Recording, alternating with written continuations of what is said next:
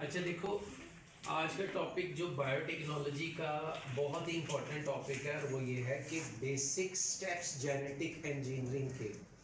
ये बेसिकली क्या है ये टॉपिक ये बता रहा है आपको कि अगर कोई विरासती बीमारी हो जाए ना, तो उस विरासती बीमारी के इलाज के लिए जो मेडिसिन आजकल बनती है, ये बहुत बड़ा रेवोल्यूशन, यानी एक बहुत बड़ा इनकलाब है। मतलब जैसे लोगों को शुगर हो जाती है, शुगर को अगर हम पहले डिटेल से देखें तो शुगर एक ऐसी बीमारी है जिसमें आपके ब्लड के अंदर ग्लूकोज लेवल हाई हो जाता है, और उसकी वजह ये होती है आप में जेनेटिकली एक प्रोटीन, एक हार्मोन है, उसका नाम इंसुलिन है। वो इंसुलिन कम हो जाता है या उसकी प्रोडक्शन ही नहीं हो पाती। जब वो इंसुलिन आपके अंदर बनेगा ही नहीं तो क्या होगा, आप में शुगर लेवल बढ़ता चला जाएगा और आप में शुगर हाई हो गया, इसको डायबिटीज़ बोलते हैं, यानी शुगर की बीमारी होगी। अब अगर उन मरीजों को कोई मेडिसिन आर्टिफिशियल इंसुलिन नहीं देंगे ना, तो उनकी हाई शुगर उनकी किडनी को डैमेज करेगी, उन्हें यानी बीमार करके डेड कर सकती है, वो बेचारे मर सकते हैं। सो इसके लिए फिर हमने क्या किया, आज आर्टिफिशियल इंसुलिन हमने बना लिया है जेनेटिक इंजीनियरिंग से। ये वो टॉपिक है, और ये कोई आम टॉपिक नहीं है, बहुत ही बड़ा टॉपिक है। देखो, हम जेनेटिक इंजीनियरिंग के स्टेप्स देखेंगे आखिर ये कैसे पॉसिबल हो सकता है, और आज इसी मेथड को ही हम सामने रखते हुए क्या करते हैं, नए मॉडर्न जो भी रिक्वायर्ड हार्मोन्स, एंजाइम्स, प्रोटीन है वो तैयार करते हैं। यानी इंसान जो भी मेडिसिन चाहता है ना, उसके बॉडी के लिए जेनेटिकली वो होनी चाहिए, वो बना सकता है। यानी जो उससे रिक्वायर्ड चीज़ है वो खुद तैयार कर सकता है। 19 याद रखिएगा 78 में पहली दफ़ा जेनेटिक इंजीनियरिंग से इंसुलिन को तैयार किया गया। लेकिन कैसे, यानी पहली इंसुलिन तैयार हुई दुनिया में, इंसान ने मसनूई इंसुलिन की ड्रग्स पहली दफ़ा यूज़ की। उसका जो पहला स्टेप है वो है isolation of gene of interest. देखो ये क्या है, ये है कि आपने, अब देखो इंसुलिन को भी हमने किसी एक नॉर्मल इंसान से ही कैरी करना है।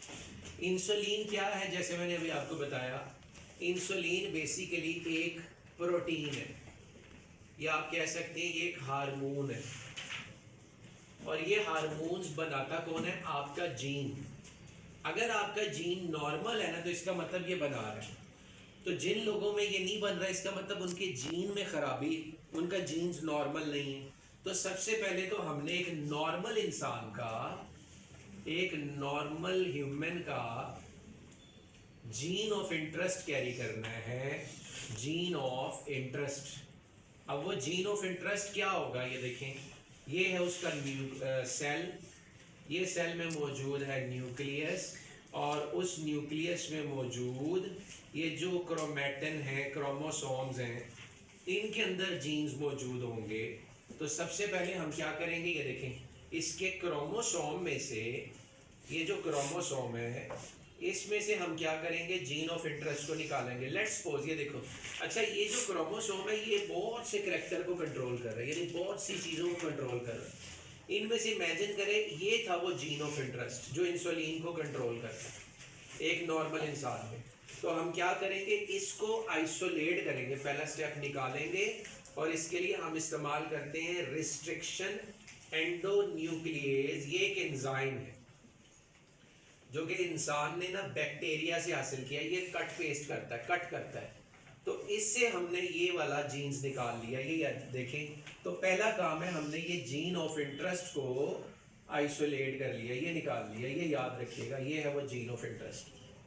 अच्छा जी, इसके लिए हमने एंजाइम इस्तेमाल किया। अब इस जीन ऑफ इंटरेस्ट को हमने एक वेक्टर में डालना है, और वेक्टर क्या है, वेक्टर एक बैक्टीरिया से हासिल होने वाला प्लाज्मिड भी हो सकता है। तो जीन ऑफ इंटरेस्ट को दूसरे स्टेप में हमने इंसर्ट करना है वेक्टर में। अब देखो, इधर हमने इस्तेमाल करना है, एक तो ह्यूमन सेल से जीन्स ले लिया, अब हम यूज करेंगे एक होस्ट सेल, और सारी गेम इस होस्ट सेल की है आगे। मतलब होस्ट सेल ने आगे आपकी मेडिसिन को तैयार करना है। तो जो होस्ट सेल है वो इमेजिन करें आपके पास है ये एक बैक्टीरिया। इस बैक्टीरिया से हमने क्या करना है, सबसे पहले तो ये एक प्लाज्मिड को कैरी कर लेना है। ये देखें, ये एक एक्स्ट्रा क्रोमोसोमल डीएनए उसका प्लाज्मिड, ये है वो वेक्टर, ये हमने निकाल लिया इसमें से। अब ये प्लाज्मिड निकाल लिया है हमने, और इसको निकाला किससे है? इसको हमने निकाला इस एंजाइम से, एंडोन्यूक्लिएसिस, जिसका मैंने अभी नाम भी लिया, रिस्ट्रिक्शन एंडोन्यूक्लिएसिस। ये क्या है? एक एंजाइम है, यानी ये तोड़ता है, ब्रेक करता है। तो ये ब्रेक करेगा, तोड़ेगा। अच्छा ये देखें, हमने प्लाज्मिड को यहाँ से थोड़ा सा तोड़ा, क्योंकि ये भी जीन्स ही है, क्रोमोसोम है, और उसके साथ ये जीन ऑफ इंटरेस्ट अटैच कर दी है। और ये अटैचमेंट इतनी सिंपल नहीं है, ये याद रखिएगा, इसीलिए ये बड़ी नैनो टाइप एक केमिस्ट्री बायोलॉजी है, माइक्रो लेवल पे ये चलेगी। यहाँ पर हम एक एंजाइम का इस्तेमाल करेंगे, लाइगेज। ये एक जेनेटिक गम का रोल अदा करता है, यानी चिपकने में, जोड़ने में।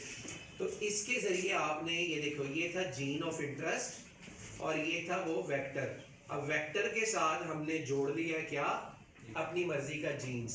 तो जब हमने जोड़ दिया है, अब आपका ये जो वेक्टर है, जिसको हम डीएनए कहते हैं, ये recombinant DNA, that DNA is called recombinant DNA.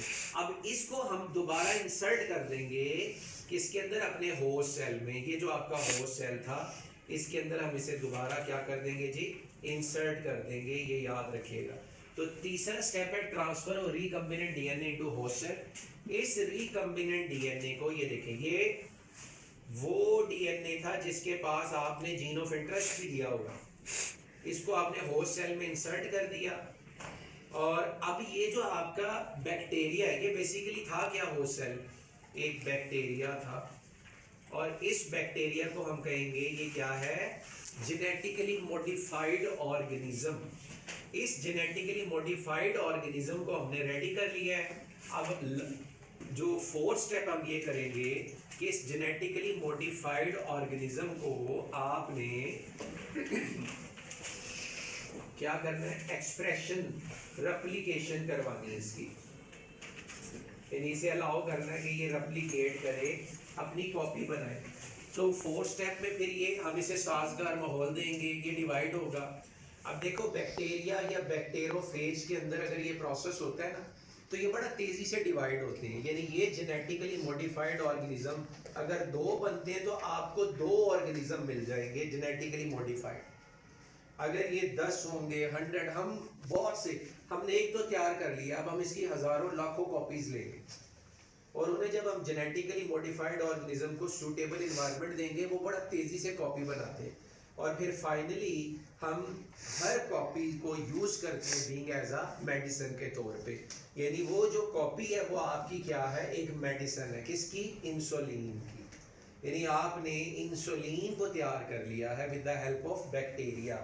अब देखो, ये जो आपके पास जेनेटिकली मॉडिफाइड ऑर्गेनिज्म है ना, हम सारी कॉपी नहीं मार्केट में बेच देते, कुछ पास ही रखते हैं ताकि उनकी रेप्लिकेशन फिर करवाएं, फिर उनसे हजारों लाखों कॉपीज हो। तो आपने एक दफ़ा जब वो जेनेटिकली मॉडिफाइड ऑर्गेनिज्म तैयार कर लिया, तो उसे सूटेबल इन्वायरमेंट देंगे हम, और उस इन्वायरमेंट में क्या होगा? वो रेप्लिकेट होगा। जितनी कॉपीज ज़्यादा होंगी उतनी ही आपके पास प्रोडक्शन ऑफ इंसुलिन ज़्यादा होगी।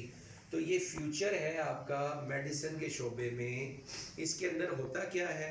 इसमें ये होता है कि जिन लोगों को कोई विरासती बीमारी है, तो उसकी वजह है उनमें जीन्स की खराबी। अगर हम उन्हें उनके हाल पे छोड़ दें, हो सकता है वो डाई हो जाए, या हो सकता है वो जेनेटिकल इशू जो है उसी के साथ आगे अपनी ज़िंदगी सर्वाइव करें। तो हम वो जो जीन्स में खराबी है उसको ठीक कर सकते हैं, यानी उस इंसान को एक मॉडिफाइड जीन्स दे देंगे, हम आर्टिफिशियल जीन्स दे देंगे, और वो जिस स्टेप से देंगे, प्रोसेस से, वो है genetic engineering, which is the subject of biotechnology. और मॉडर्न याद रखिएगा, ये आपके पास एक टॉपिक है।